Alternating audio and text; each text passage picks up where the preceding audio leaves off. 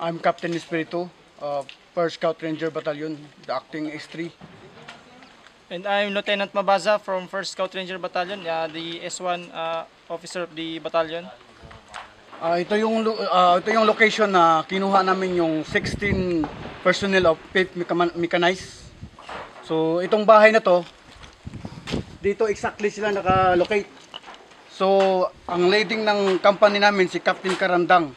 So siya ang nagle-lead para makuha yung tropa ng 5th Mechanized.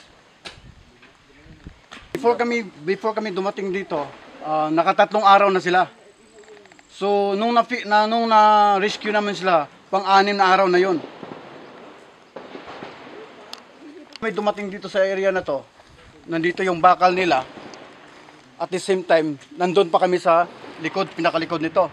So before kami pumasok dito, at the night, nagkaroon pa kami ng firefight hanggang nag-umaga. So continue yung firefight namin hanggang nadikita namin tong building na to at saka yung mga tropa ng 5th Mechanized. Okay. Ito yung bahay na pinag-istayan ni Lieutenant Alvarez kasama yung tropa niya. Nung nasunog na yung tangke nila, nung natrap na sila, habang sinusunog din yung iba, dito na lang sa takbuhan. Makikita nyo, hindi siya well defensive and masyadong maliit yung area for cover. Tapos nung nagtago sila dito sila nagtiis at nag-cope for 3 days before dumating yung 1st Scout Ranger Battalion. And then nung nag-scamper na sila going to the troops ng 4 troops ng 1st Battalion na yung 1st Company ay different directions na nga. But yun nga, kasi makikita nyo, basag-basag, walang cover. Tapos dito sila kumain ng sunog na kanin ng 3 days.